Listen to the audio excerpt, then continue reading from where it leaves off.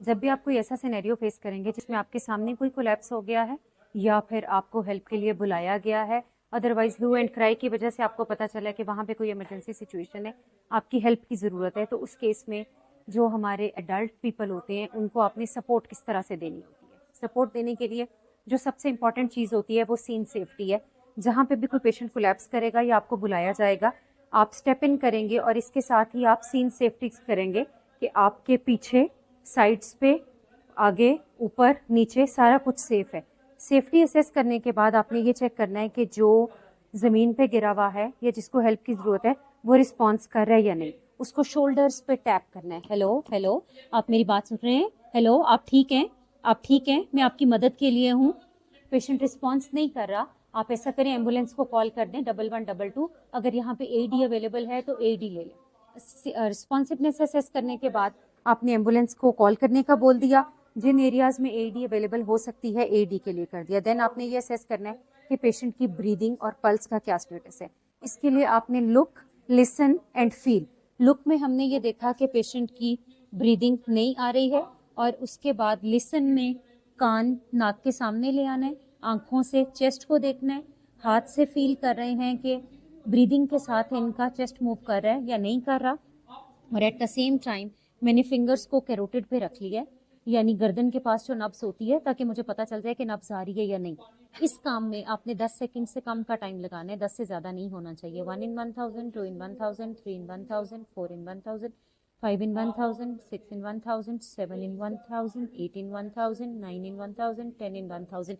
Patient सांस नहीं ले रहा और इसकी नब्ज भी नहीं आ रही। अगर कोई मदद कर सकता है तो आ जाए, सीपीआर स्टार्ट करना पड़ेगा।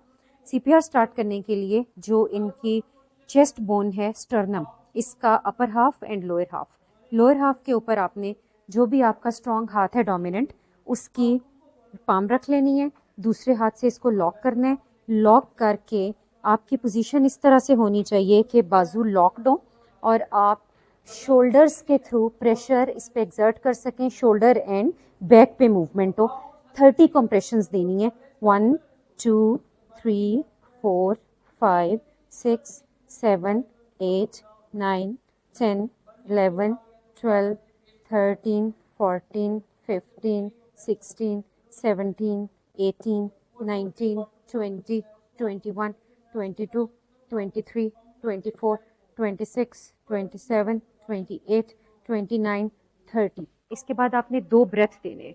अगर किसी को गर्दन पे कोई चोट लगी हुई है और आपके गर्दन हिलाने की वजह से काम खराब हो सकता है, हराम मगज पे इंजरी आ सकती है, तो आपने गर्दन नहीं हिलानी।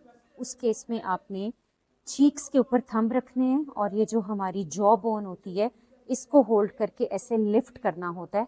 इसको कहते हैं जॉ थ्रस्ट। अगर किसी को नेक इंजरी सस्पेक्टेड नहीं है तो देन आप माथे पे हाथ रखते हैं और इस तरह से हेड टिल्ट कर लेते हैं। हेड टिल्ट करके chin lift and nose pinch. Nose pinch करके आपने एक नॉर्मल सांस लेना है। सांस लेके अपने लिप्स से सील क्रिएट करनी है around the lips of the patient और एक ब्रेथ डिलीवर कर देना है। साथ में आप चेस्ट पे देखेंगे कि आपके ब्रेथ लेने के साथ चेस्ट मूव कर रही थी या नहीं कर रही थी।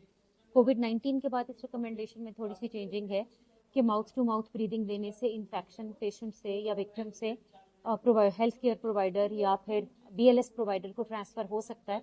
तो कॉन्टीन्यूस हार्ट कंप्रेशंस भी कर सकते हैं, जिसमें 100 से 120 1 मिनट में कंप्रेशंस करनी होती हैं।